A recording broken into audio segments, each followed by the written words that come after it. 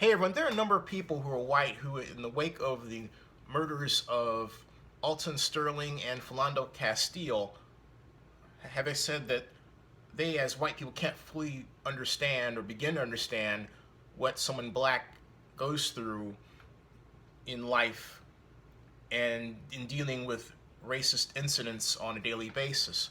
But those people are completely wrong. It's not that they're white. It's not whiteness. It's how they view being white and their own internal, to be absolutely blunt, racism that causes them to, in some cases, avoid marrying someone who's African American or dating someone who's African American in such a way that would lead to marriage. The whites who are involved in interracial relationships understand front and center what that racism is like. And in this social media world, a picture depicting, for example, a white man with a black woman gets racist response on Facebook and on Twitter. And that happens. Of course, there are people who come to their defense very rapidly. And the people who come to their defense very rapidly are the ones who post their own photographs of their own interracial relationships.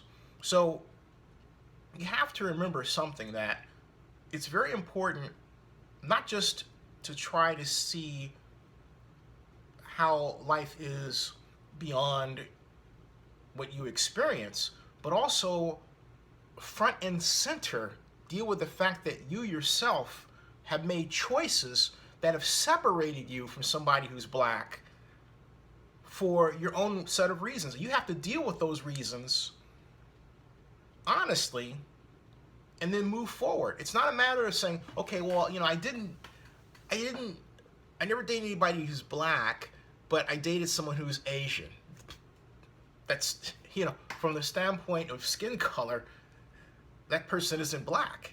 It's not enough to say, well, I dated someone who's Latino, but he's kind of dark. No, because the minute you go in that direction, you're covering up for a racism that's there that you don't want to deal with, okay? And you're contributing to the problem. That's what I call a silent killer of harmony. It's another way of saying, well, there really isn't a problem because I kind of almost did, but I didn't date somebody black, or I didn't marry someone black, all right?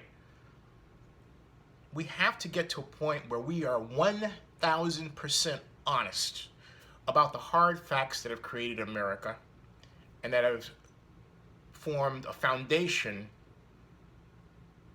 that all of these heinous acts have been committed on. And we have to ask ourselves, to what degree did we subconsciously or unconsciously contribute to them? A number of people who make their choices in terms of who they date racially do so without really accepting front and center why they do it, except in private circles or with themselves. But now you really have to come out and 1,000% be honest and say, okay, what have I done here?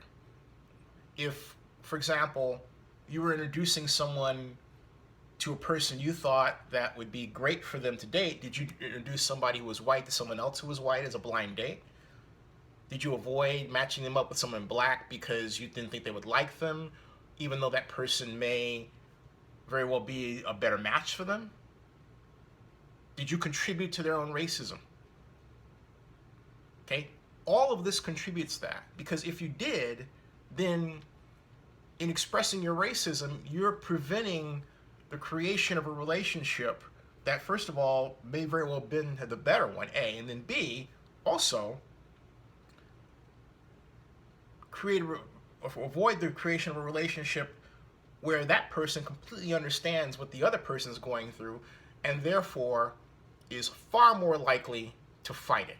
Let me give you another example of what I'm talking about. This is from Nextdoor, the platform that neighbors use to ostensibly talk about great things going on in their neighborhoods, right? Well, it's been used to either reflect racist ideas or to exact a racist action. For example, in Oakland, there was a black man walking up the street, and he said hello to a couple of white women. He thought he knew them, but it was very casual. It wasn't like, "Oh, hey, baby," or anything like that. It was like, "Hey, how you doing?" Right? One of them complained on Nextdoor about that man, and they were going to visit their friend.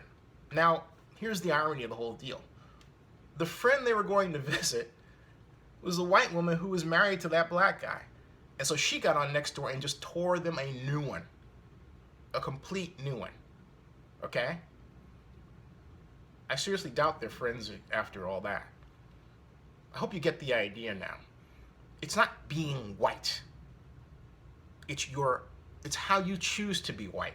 Okay? It's how you choose to live your life and the decisions that you make that are based on race. You have to say, how much of my choice is based on my own racism against someone who's black? Just be honest.